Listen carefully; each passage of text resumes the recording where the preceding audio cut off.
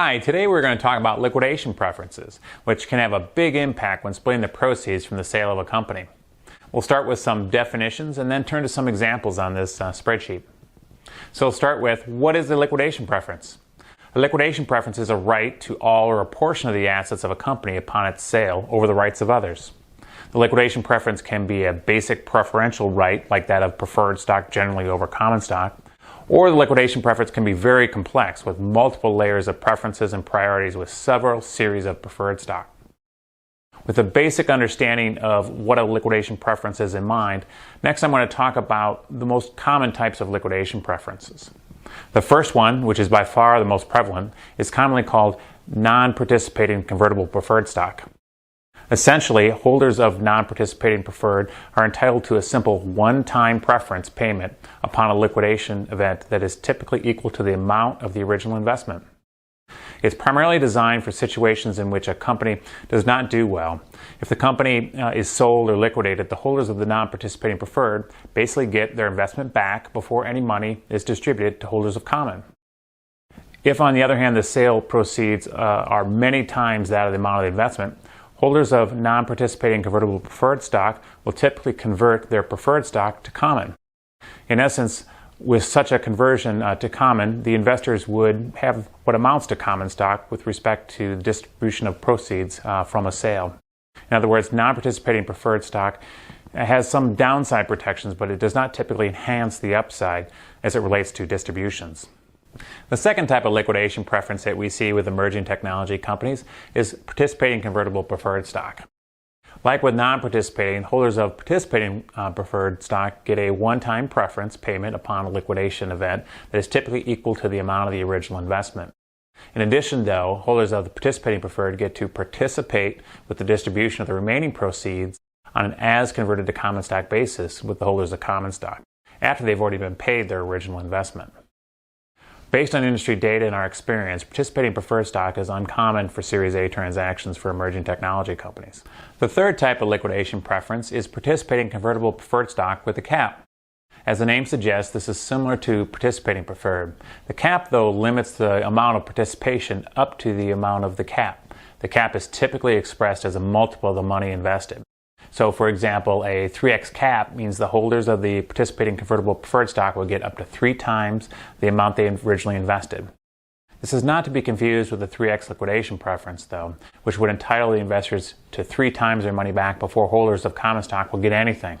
Rather, a 3x cap would entitle the holders to their money back, then they would participate with the common stock until such time they receive 3 times their money.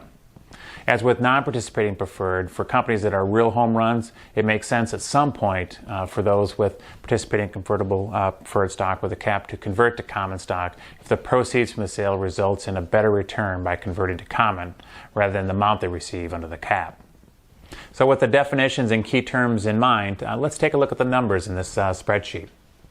All right, and taking a look at the spreadsheet, you see at the top here 2 million shares. That's what's outstanding prior to the investment coming in. And assuming for this example that we have a $4 million pre-money valuation of the company and 1 million shares being sold to an investor at a $2 per share price, that means that $2 million collectively was invested in the company at a $4 million pre-money valuation, yielding a post-money valuation of $6 million. So let's take a look at each of the 3 scenarios as it relates to assuming that the investor had either non-participating preferred, participating preferred, or participating preferred with a 3x cap. So let's say that the company is sold for $2 million. Well, the net impact of that is that since the original investment was for $2 million, that in each of the cases, the investor gets the money back for the $2 million. That applies to both, or all 3, the non-participating preferred, participating preferred, and participating preferred with a cap. So let's change the scenario, and let's say that with that same share price and the amount of sold, that the proceeds from the sale transaction are actually $3 million. Well, as you anticipate with the non-participating preferred, the investor gets the money back, and then the rest goes to common unless the non-participating preferred converts. In this case, it wouldn't make sense to convert because they would receive less in proceeds by converting. But they do get their $2 million back and then the common gets the 1 million. With the participating preferred, if you recall, the liquidation preference is paid out to the investor, and then they get to participate pro rata for each additional dollar that's paid out in proceeds. So here, 1/3 of the after the 2 million is paid, 1/3 of the balance, which is $1 million, 1/3 goes to the preferred stock, and then 2/3 goes to the common when they participate pro rata. Because if you recall, up here, the shares of common had 2 million, and then the Series A had 1, kind of a 2-to-1 share count difference. So, and then participating preferred with a cap, it's the same result as participating preferred because we actually haven't met the cap level yet. So let's take a look at the scenario where there's $15 million in proceeds paid. Well, in this case, since it is more advantageous for the non-participating preferred to convert to common, they basically get the same as if they had been common from day one.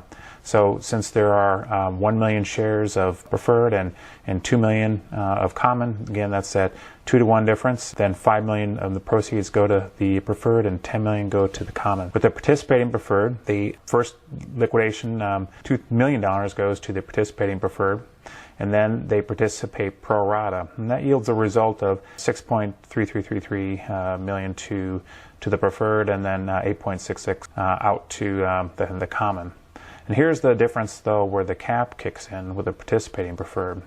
In this scenario, with the 3x cap, since the original investment was $2 million, you multiply that by 3, and that yields the cap at $6 million.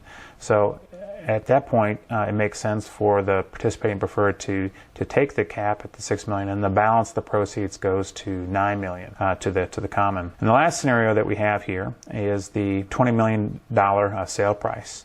Again, you have, with the non-participating preferred, you've got the 2-to-1 split between the common and the preferred. And the participating preferred, it yields a result of 8 and 12. Again, you get the 2 million that goes to the preferred, and then they participate pro rata after that. And then you see down with the participating preferred with the cap that we've now exceeded the cap, meaning that it's gone more than 6 million. It's now advantageous for the participating preferred with the cap to convert to common. You'll see that's the same result as up here. So in these interim scenarios, the participating preferred with the cap, it's better to take the participating preferred element with the cap rather than convert to common. But when then you get in these large home run scenarios, or at least where there's a multiple return, it actually is more advantageous to convert to common. One last comment about these. When these figures get to be large and you have multiple series, these differences get to be much greater.